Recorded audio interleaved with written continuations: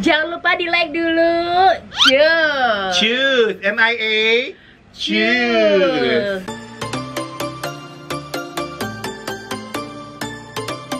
Hai guys, welcome back to my YouTube channel. Dan sekarang aku sudah ada Mami Ici. Hai, kan tetap harus banner. Oh, tetap harus banners ya. Iya, jadi ceritanya Mami Ici adalah orang yang menjadi chaperon ya, yang betul. menjadi apa sih namanya? Leader chaperon. Leader chaperon. Kamu patah hati, salah. Mohon maaf, emaknya juga agak julid ya. Jadi kalau kalian yang udah nonton instastory aku dan tahu sedikit tentang kayak cerita-cerita Bencora Eko di pageant ya, lebih lengkap lagi story-nya sama dia. Oke Mami, ceritain dari awal kita bertemu ya.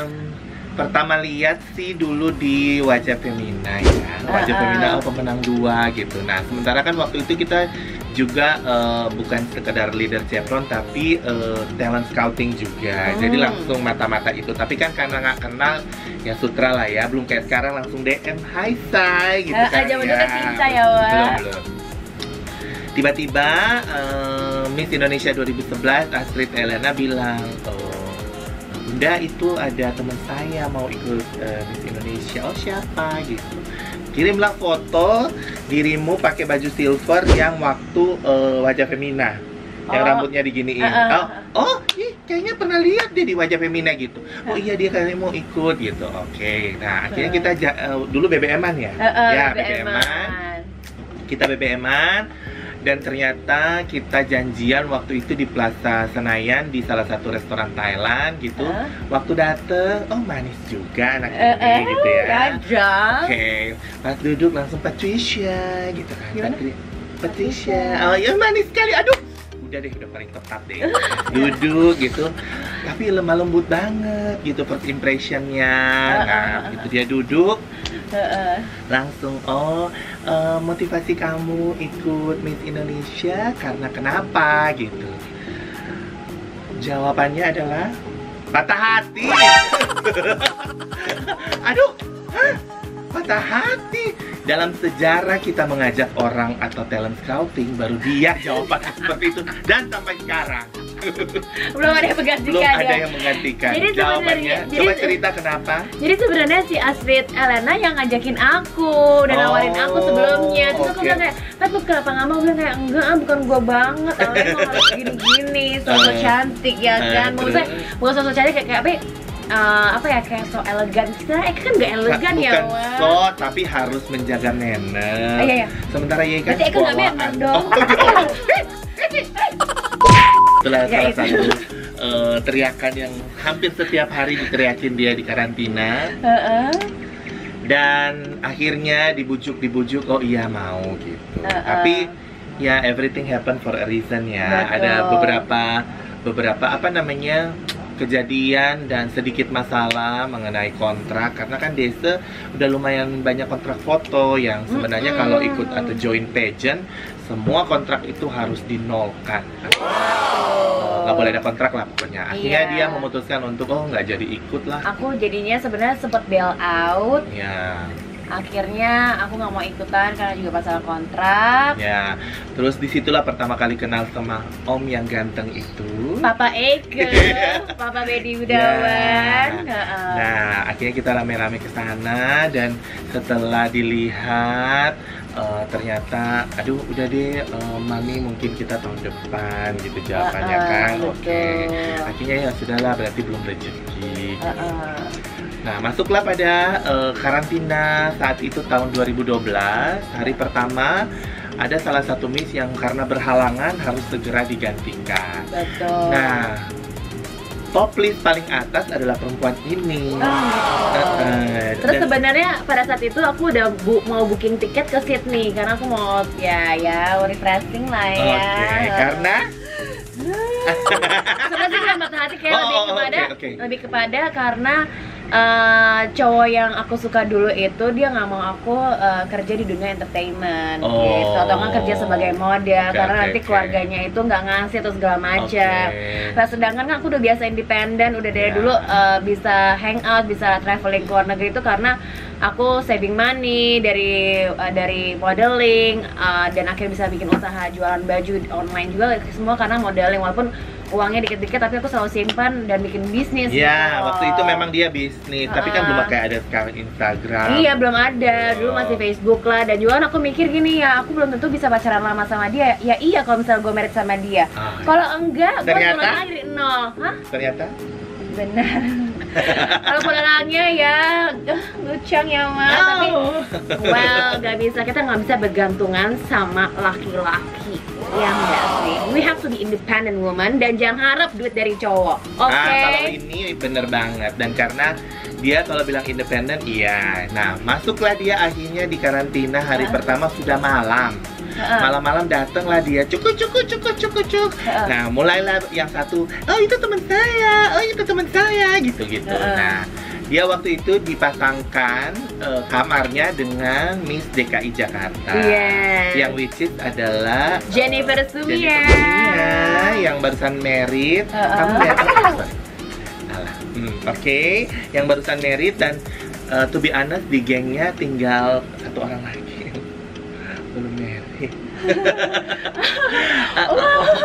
Sorry. Tunggu, masih panjang. Iya, masih panjang ceritanya. Hey.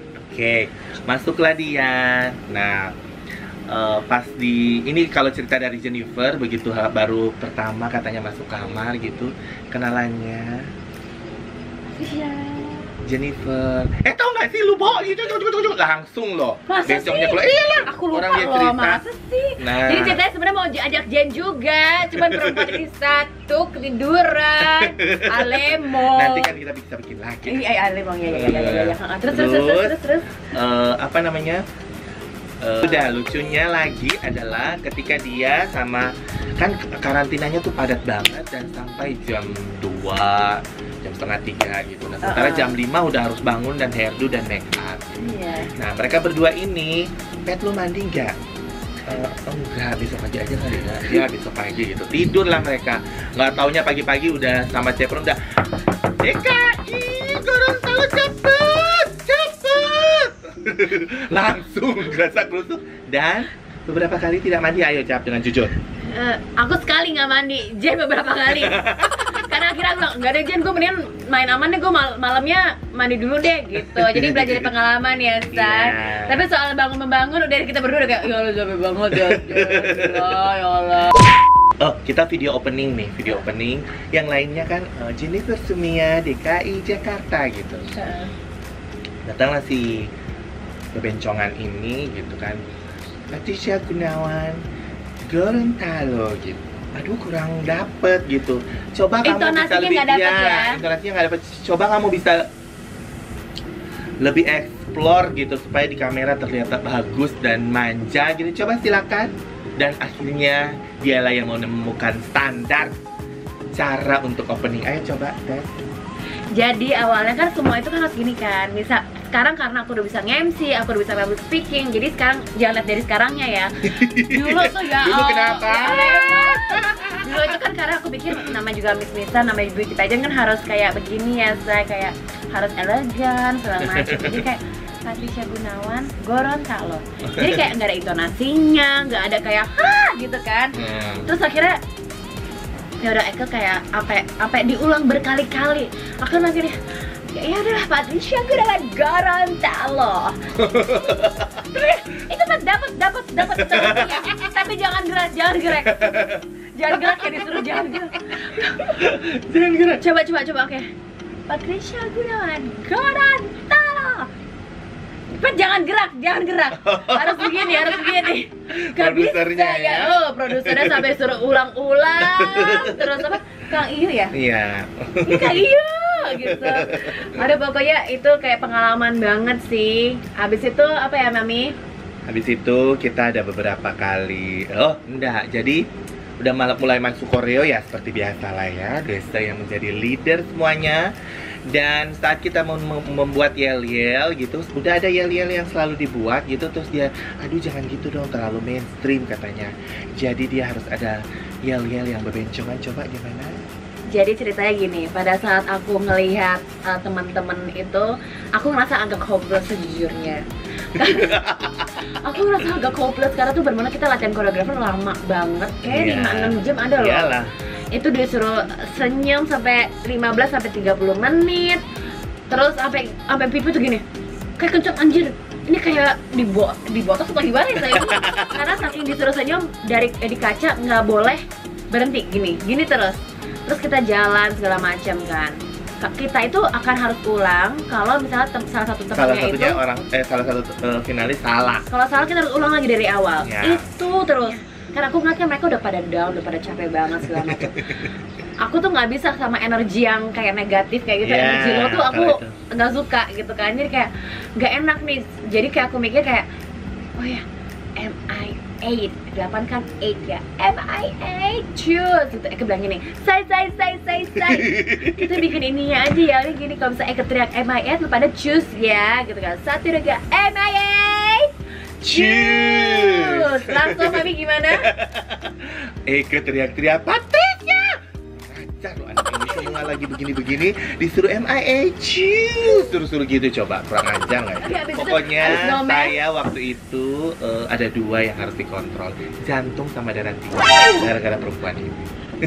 Dalam sepanjang sejarah pageant yang Mami pernah jaga sebelumnya, 2011 kan gimana Mami? Oh, mereka paling manis, paling cantik, bersahaja, dan nggak pernah saya marah-marah. Paling juga cuma paling marah gimana intonasinya? Paling marah misalnya ya, ini misalnya Karina. Itu paling tinggi. Itu paling tinggi. Coba 2012. Patricia. No. Lihat perbedaannya. Iya gitu, lihat ya. Antara 2011 dan 2012. Oh, wow. Karena ada perempuan ini, ternyata saya salah menilai. Karena first impressionnya waktu itu, mungkin waktu itu dia datang memang posisinya lagi terluka banget. Jadi manis kan, Patricia. Gitu. Ya ampun, sesuatu ya. Sekarang kan? Masih terluka? Tidak. Sekarang nggak terluka, tapi dikejar deadline.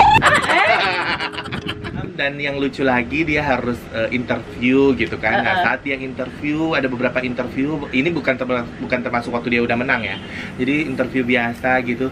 Selalu apa yang dia bilang itu mengalir dengan lancar, tapi buat kita ketawa selalu karena dia nggak bisa serius gitu. Karena kan harusnya kan bisa kali Mami. Sabar dong. Oh, Ivan sudah ya. Udah ya. Ya. Nanti lagi dikit lagi Mami. Mami, coba Mami. Yang apa yang Mami bikin pusing itu? Yang pas Eka dikasih interview masuk ke dalam. Yang lucu, waktu dia interview dewan juri, karena kan dia itu badannya kurus, terus dia pakai ini terus. Coba kamu angkat tangannya. Putar. Jadi dia kayak helikopter saat itu. Kemudian ada beberapa lagi yang cukup berkesan, yaitu ketika dia menang Miss Healthy dengan salah satu brand minuman berenergi kalau nggak salah itu, minuman kesehatan gitu. Nah pas itu yang udah menang-menang itu kan harus dibawa ke boothnya sponsor gitu. Ya saya mengawasi ketika pas lewat di dia. Gimana rahasia cantik kamu? Oh iya, dia hanya minum air putih gitu-gitu kan. Oh, kalau kamu rahasia sehat dan kamu sarapan tiap pagi apa? Bakmi. Kurang ajar. Aduh, sebentar Eka dari jauh. Tapi udah tersebutlah bakmi itu. Aduh, pusing deh.